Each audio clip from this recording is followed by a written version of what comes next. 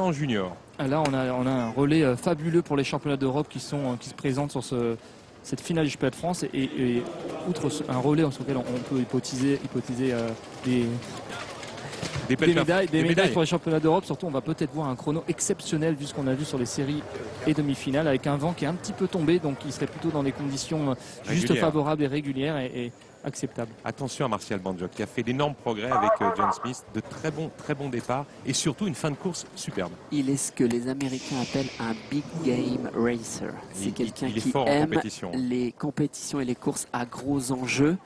Alors certes, le maître a couru plus vite avec ses 10-0-5 en demi-finale, mais attention à M. Banjok. Et le maître champion d'Europe et champion du monde junior, champion de France l'année dernière. Qui terminé deuxième la Coupe d'Europe derrière Chambers. Qui connaît bien les championnats. Allez, on regarde tout ça.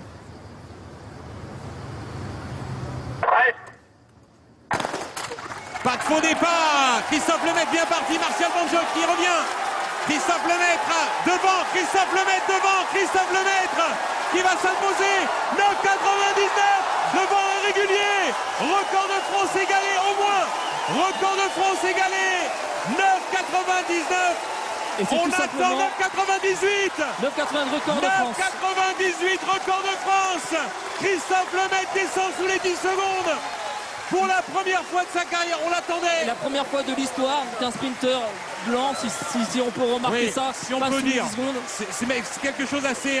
le premier sprinter à descendre sous les 10 secondes, c'était il y a 42 ans, en 1968. Eh bien, Christophe Lemaitre rejoint la soixantaine de sprinters qui l'ont déjà fait. Mais ici, il descend pour la première fois sous les 10 secondes. Quelle performance! Et Martial Banjok réalise 10,08. C'est son record en deuxième position. Ronald Pognon est troisième en 10,34. Quelle course de Christophe Lemaitre. On va voir ça au ralenti dans quelques instants, on va l'analyser. Mais ce que ce garçon est fort, on le savait. Renaud, on va revenir. Tout juste 20 ans. Marc, Jean, il nous a fait du Lemaitre. Des foulées courtes au départ, très fréquent sur les 10 premiers mètres. C'est pour ça qu'il ne se détache pas. Et derrière, quand il déploie sa grande foulée, regardez, en vitesse lancée, il est imbattable en France. On verra maintenant la semaine prochaine avec Usain Bolt ce que ça peut donner, mais 9,98 ça doit le soulager très fortement. Ah ben on va lui poser tout de suite la question. Samir, c'est à vous. Christophe, 9,98, ça faisait un moment qu'on l'attendait ce record de France, on attendait que vous passiez enfin sous les 10 secondes. Hier avec vos 10,05 vous étiez un petit peu énervé, hein. Vous aviez tapé sur la balustrade, mais cette fois-ci c'est fait. Là ouais, c'est fait, c'est quelque chose qui est fait, donc là je suis content. C'est un de mes gros objectifs que je voulais réaliser. Et là j'arrive maintenant, c'est nickel. Maintenant je peux me concentrer pleinement sur Barcelone. Et là je peux afficher derrière les ambitions pour un podium là. Est-ce que c'était une barrière psychologique? Est-ce que vous y pensiez au quotidien?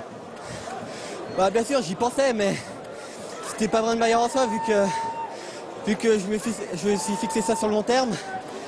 Et maintenant là ça y est c'est fait. Et maintenant on va essayer de faire continuer à de plus en plus vite. Quelles sont les ambitions maintenant, notamment avec le 16 juillet, le meeting Paris-Saint-Denis Areva face à Usain Bolt? Maintenant, pour ce meeting, ça va être vraiment le dernier test avant les Europes. Maintenant, je vais prendre un peu ma revanche sur Berlin. Et puis on va voir ce que ça va donner maintenant sur un vrai niveau international, quoi. Merci beaucoup Christophe, merci. Ah c'est fort ce qu'il vient de faire. Même si on l'attendait, on savait que ça devait tomber, hein.